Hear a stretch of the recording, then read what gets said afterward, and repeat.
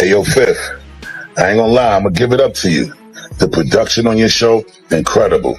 Light show, incredible. The dances, incredible. The outfit changes, incredible. Significant improvement since the way you used to perform back in the day. Like, looking like you fanning a fart is a better performance than Busta Rhymes. You out your rabbit. Man, I'm chilling. I ain't bothering nobody. I'm just chilling. You know what I'm saying? I go shopping. I get me a mean leather jacket. I think I'm doing my thing. I'm like, I'm my own little planet, right? Nobody. He's always got to try to one up on me, right? Have one up on me.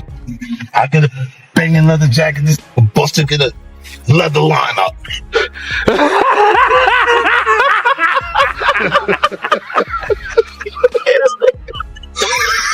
50.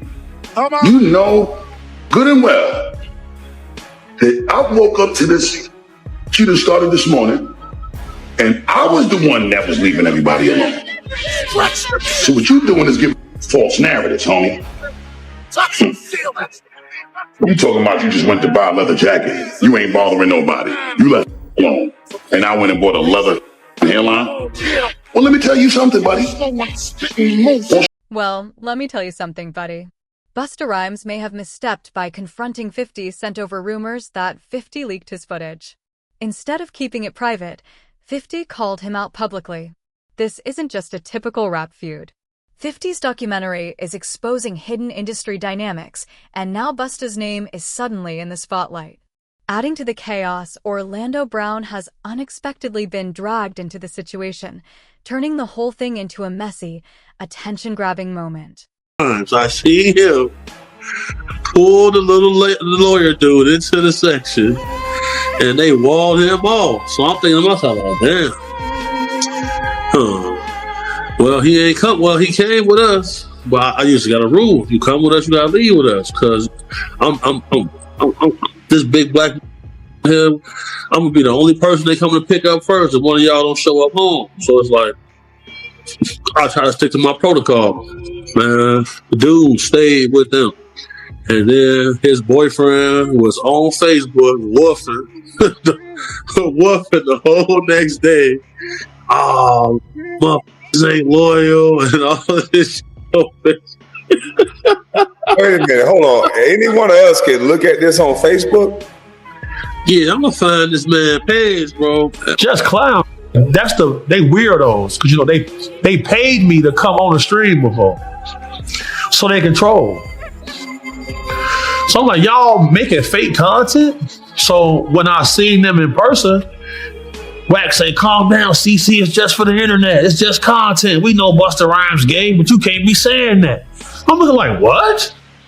And then the dude loose cannon like, CC, man, you gotta calm down, man. We just getting content off. I say, bro, we not playing, making fake content. So now that I see that's what they do. Weirdos, bro. Everybody knows what a rainbow is, you know what I'm saying? Everybody knows what the sky can bring. It brings rain, it brings the sun. Like, you understand what life is too, you know? So for me to know that you have a great, Raymona Harvey is Busta Rhymes, this is his real name. Anybody can get on Facebook and look up Raymona Harvey and be like, yo, that's Busta Rhymes, yo, with no wig on. And be like, yo, wild out on your own time, but this is information that you allow me to give to the people. Yeah, I know you're, a veteran of the hip hop community. Frank Ocean just recently came out with a statement saying that, he was in a relationship, long ago. Do you think hip hop's ready for like someone of a different orientation, or are they going to be accepting of it, or what are your opinions on that? I don't know if it's just about hip hop being willing to accept it. I think the whole world is ready to accept whatever people choose to be in life. You know what I'm saying? From hip hop all the way down to just the common man that walks the streets and the earth every day. It's like we're at a place in life where, we got to respect and accept what people choose as their path that they want to walk in life. Because ultimately, you want people to choose you want people to respect what you choose as your path in your journey in life. And ultimately, whatever that man does in his personal space is that man's choice, and it's that man's business. I am an extremely huge fan of Frank Ocean. His music is impeccable to me. And as far as I'm concerned, I respect the dude completely. I think, whatever he does at home is his business. Just keep that music popping the way you've been keeping it, brother. And you got my money from the concerts. You got my money from when you put them albums in the stores, and it ain't gonna stop. As long as you continue to contribute your greatness, God. Everybody knows what a rainbow is. Everybody knows what the sky can bring. It brings rain. It brings the sun. People understand what life is. Information gets put out there, and once it's public, it becomes part of the narrative whether you like it or not. So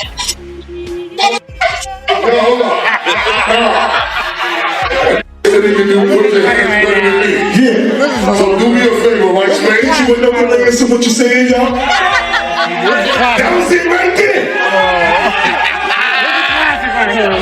Now, Fifth, I'm gonna challenge you for real. What you doing this? What is that, man? It's real pizza. I can't afford nothing, man. All my money's at Western Holdings. Don't worry, we're rich. Where's the mom? It was my birthday.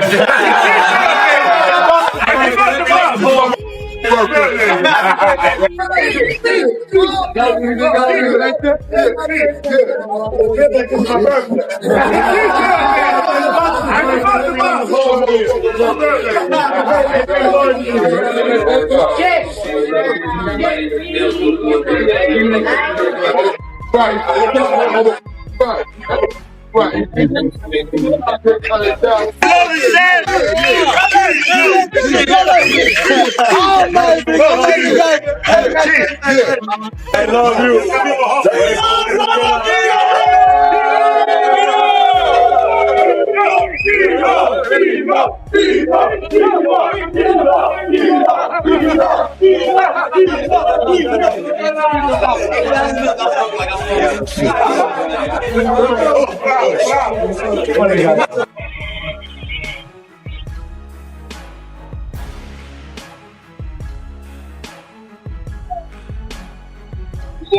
We are the Eutychus. We are dealing with Eutychus.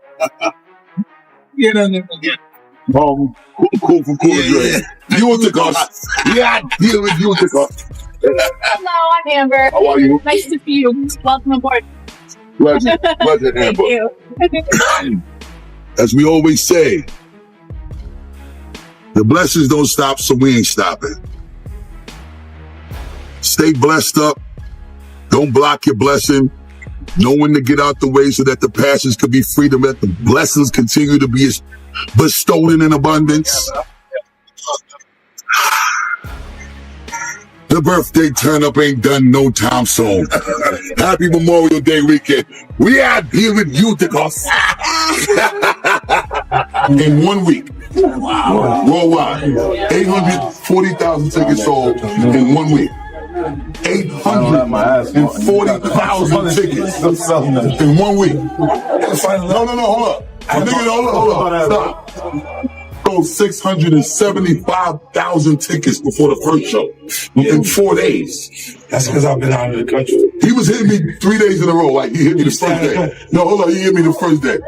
Once solid allies, 50 Cent and Busta Rhymes looked unstoppable for years, always seen together without a hint of drama.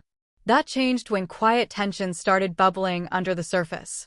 After Busta publicly showed support for Diddy on live TV, rumors spread that he panicked after hearing his name might appear in 50's upcoming documentary about Diddy's hidden lifestyle. That may have pushed things past the point of no return. We did the first show July 21st. My last show was November 21st. He's still on that same tour. Yeah, man. He don't play with that work. Ever since he first came to Violator and the first Get Rich or Die Trying came out, he was the only one that would jump on a plane like a cab. Right. Go get it. That got no problem flying 20 hours somewhere and coming back home the next day. This is how he was from the beginning. So being on that tour and being able to do all of those antics every night, the way it was received was phenomenal. If Busta ever tried to film me, get you with no delay. So what you saying, yo? Silly with that 9 milli, what the deal, yo? Yeah, I do hit better than him. He better not play with me. I will and perform Busta Rhymes show. Look, man, if they try to say that if you ever thought that the Busta Rhymes was better than me, you crazy. You crazy, man. You just looking at this the wrong way. Hey, yo, Fifth, I ain't gonna lie, I'm gonna give it up to you. The production on your show, incredible. Light show, incredible. The dances, incredible. The outfit changes, incredible. Significant improvement since the way you used to perform back in the day. Like, looking like you fanning a fart is a better performance than Busta Rhymes. You out your rabbit. Keep fanning the fart. Keep fanning the fart. Hey, yo, what you say, Split? F50, fanning the fart Ferrari. F50, break it down. Fan it down. Man, I'm chilling. I ain't bothering nobody. I'm just chilling. You know what I'm saying? I go shopping. I give me a mean leather jacket. I think I'm doing my thing. I'm like, I'm my own little planet. I ain't with nobody. He's always got to try to one up on me, right? Have one up on me. I get a banging leather jacket. This Busta get a leather lineup.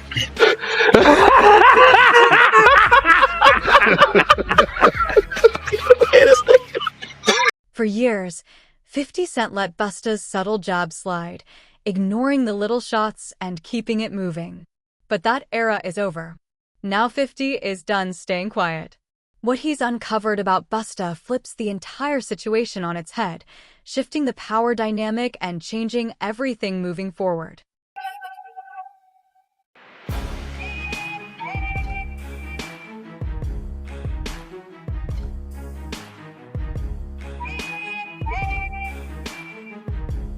Hold on. Put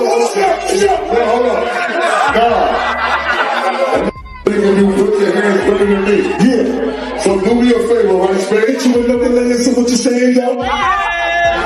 That was it right there. Now, Viv, I'm gonna tell you for real. What you do at this time, you gotta get low with the mix, though. You know how I do it on stage. I don't know, now you wasn't doing how he do it. I see the way I do it. I wanna see the breath control everything. I wanna see you do it. No, that's when when I'm in the shower. I'm Busta Rhymes. That's not how I do it. Shower. Now, get you with nothing to answer what you saying, yo. Say with the ice cream, what they giving, yo. Don't stop. Don't stop. And y'all got to pay the big money for this shit. Yeah. That's it.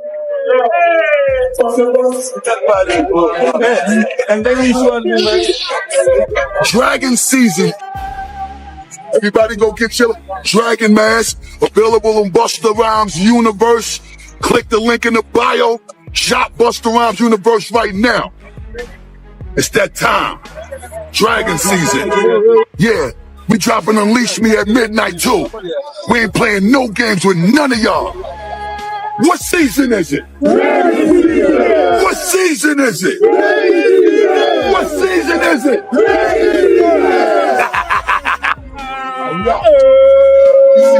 50. You know good and well that I woke up to this. She done started this morning, and I was the one that was leaving everybody alone. So what you doing is giving false narratives, homie. You talking about you just went to buy a leather jacket. You ain't bothering nobody. You left alone. And I went and bought a leather hairline. Well, let me tell you something, buddy. On some real G. Now I'm going to sell on you when you clowns. Let me tell you something. It's already been sanctioned on how I'm going to hit him. You talking about that Pimp and Curly that you was doing as a character? But no, you was doing Pimp and Curly in real life too. Trying to look like Rico Suave or one of them going down the red carpet at one of them movies you was involved with. And I don't want you to use that as no excuse neither, talking about you was playing a character. You wasn't in character when you had to go down that red carpet. You could have got back to yourself. You chose to stay in character with that Rico Suave, some berries and sweet juices you had up in your head top. Now, I do want you to know I'm your brother. So I'm going to always support you and everything you do. I ain't been doing nothing but that since the inception of our friendship. Volley it up. Now, with that being said, I got one question to the masses. There's several products that you have to incorporate to get you to look like Rico 50. All right? Rico Suave, we talking about Rico 50. Let's see which one of the products that he used to get to looking like Rico 50. Was it this? Or was it this? Or was it this? Matter of fact, I think the real question is, did he blend all three of these to look like this? Chill. I got a grand prize for anyone that jumps in the comments, any consumer around the world that used to also use these products to help identify, doing a forensic deep dive and a research and a data analytics on those products to help us understand, was it a combined effort of all three, or was it a combined effort of two, or was it just one of them to get you to look like Rico 50? Come on. Now, with that being said, if you guess right what the blend was chemically for that berry juice look for Rico 50, you might win a grand prize. Until then, just know, the blessings don't stop. So we're going to just keep this going as long as we need to. Because if the blessings don't stop, I don't stop. And we don't stop. Dragon season. Busta has always been outspoken, but now that 50 is looking into his past, he's connecting dots Busta didn't expect anyone to connect. This isn't just about music anymore. There's a reason Busta seems uneasy. With only a few strong allies left in hip-hop, he's more exposed than ever. Busta is seen acting uncomfortably creepy toward a fan, fueling even more speculation about what really goes on behind closed doors in the industry.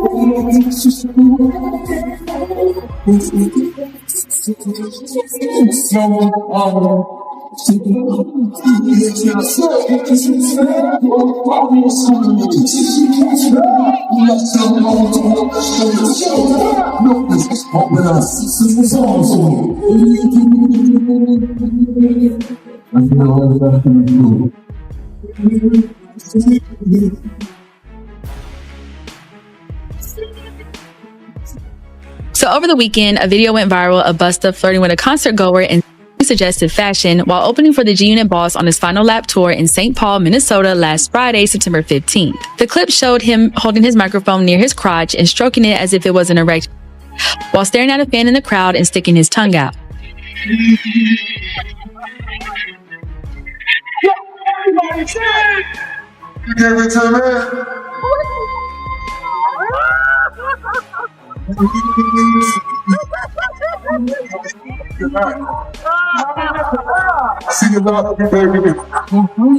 After the video caused a stir on social media, with some people horrified by Busta's shamelessly horny behavior, 50 Cent reshared it on his Instagram page on Monday, September 18th, along with a few words clowning his close friend.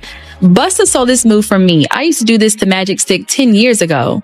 Now it just feels dirty, inappropriate, unnecessary. This is giving your old uncle at the barbecue that won't go sit down vibes, right? Busta Rhymes saw the funny side of it as he responded with several laughing face emojis in the comment section. This isn't the first time that 50 Cent has ribbed Busta Rhymes on the road. While backstage during a tour stop in Charlotte, North Carolina in August, he couldn't help but poke fun at him in his oversized jewelry.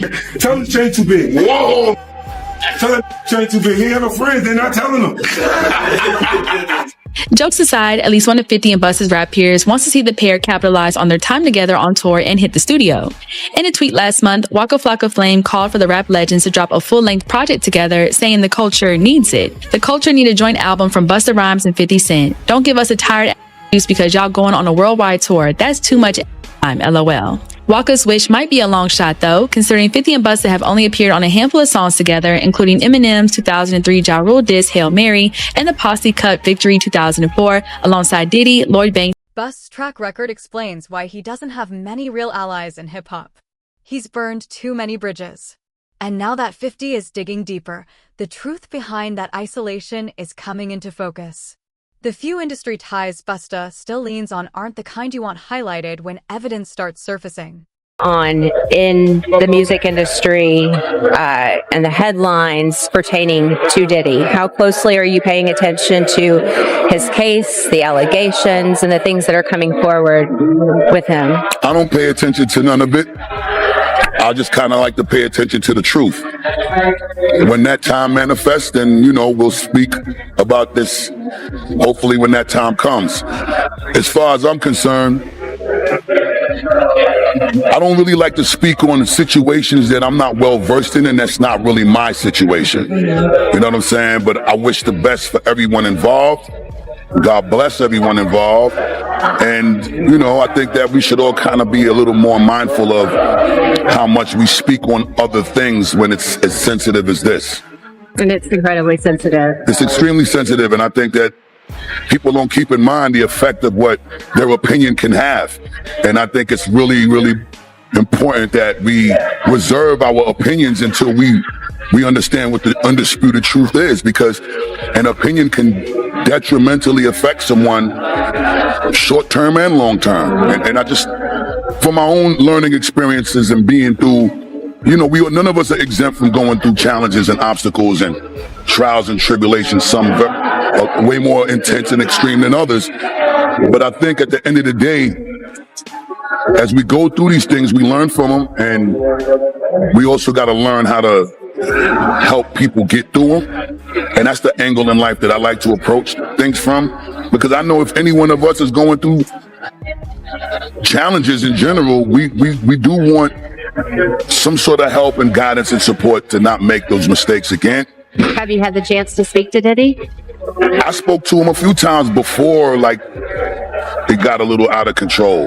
But a lot of the times when people are going through things, you got to respect the space and the privacy that they need to process how they're going to deal with the things that they're going through, and I just want to see. So over the weekend, a video went viral of Busta flirting with a concert goer in a suggestive way while opening on the Final Lap tour in St. Paul, Minnesota. The clip showed him holding his microphone near his crotch, stroking it while staring at a fan and sticking his tongue out. The internet didn't hold back. After the video sparked backlash online, 50 Cent reshared it on Instagram with commentary clowning his longtime peer. Busta responded with laughing emojis, brushing it off publicly, but the tension was obvious. This isn't the first time 50 has mocked Busta on tour. Backstage jokes, oversized jewelry comments, and subtle digs have been piling up. While some peers want the two legends to capitalize on their time together and drop a joint project, that idea feels more unrealistic by the day. What started as playful jabs has turned serious. Rumors now suggest 50 uncovered information that fractured their bond, and it all allegedly traces back to Diddy.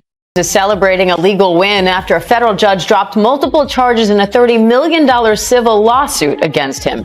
The New York judge dismissed the most serious allegations in the lawsuit from former music producer Rodney Lil Rod Jones and warned Jones's attorney to stop making, quote, irrelevant insults, misstatements, and exaggerations. Combs denies all the allegations against him. And this all comes as a new ABC News podcast is shedding light on the criminal charges and civil lawsuits against Diddy and his claims of innocence.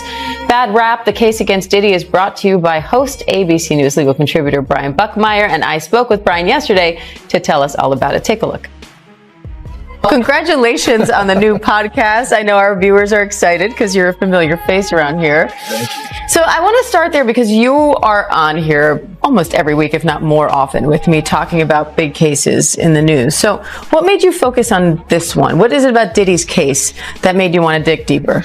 So I think it's a combination of, and I think we can all kind of agree to some extent, everyone knows Puff Daddy, Sean Combs, in some way, shape, or form through his music. He's had a huge influence in the way that we look at hip hop, the way we look at millionaires, billionaires, fashion, things like that. And then all of a sudden, we have this massive criminal case.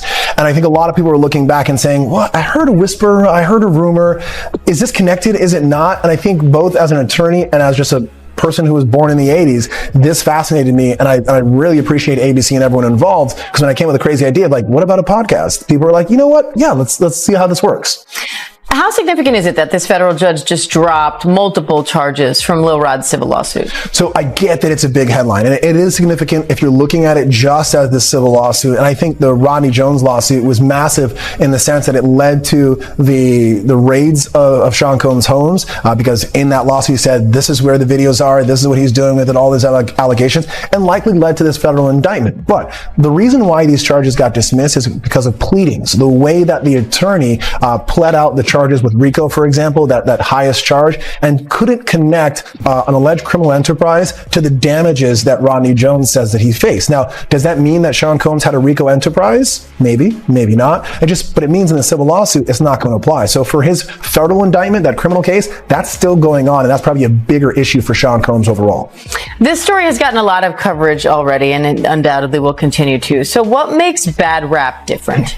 So I think the really beautiful thing that ABC Radio and 2020 is doing is we have so much video, audio over the years of Sean Combs. He's always been in the public eye, and the ability to go through archival information, to speak to experts who are at some of the white parties, who listen to some of his music, who are following it all along, and then kind of just putting myself in there. Also someone who actually knows the law, who has been in the Southern District of New York where he's being prosecuted, and you get to see it from all of those angles, and someone who's familiar with the music and the culture in many ways, and talking about it from all those angles, and then leading up to the trial. I think a lot of times we talk about trials, we kind of just drop people in. It's like, all right, here's opening statements. But with the podcast, you get to really follow the rise and fall of Sean Combs up into the trial, hear the controversy, hear the whispers, hear what could have really crashed his career but didn't, and then we leave you right at the trial informed, entertained, exhilarated, and then we do it twice a week while the trial goes on, and we're going to give you those updates, give you that analysis, and also how it's all connected. And I can confirm even from our conversations, when you understand what's coming in a trial and the context around it before that trial starts, it makes the trial itself so much more interesting. And I know you touched on how you have weekly episodes, and then once the trial starts, you're going to have twice a week episodes. What should we expect there from those kind of live updates? I think you're going to get everything that you are accustomed to getting in ABC News Live, as well as radio, in the sense of they're already saying, Brian, we're going to have you right there sitting next to Aaron Katursky. You're going to be listening and watching. And when I come out to talk about the podcast, it's not just going to be, well, this evidence came out. It's going to be like, what was the jury looking like? What was this person doing? Unfortunately, in the Southern District of New York, we don't have cameras. People are not going to be able to watch this trial. Listening is probably going to be the best bet. And I love the way that ABC is attacking this and saying, let's put people in that courtroom as best as we can and give them a podcast that allows for that. So I think hearing about it, not just from a reporter, but also from an attorney, and hearing both of those aspects, I think At this stage, Busta could be next to face full exposure. With 50 at the helm of a major documentary, any threats are unlikely to slow things down. If anything, they may have only cemented Busta's place in 50's story.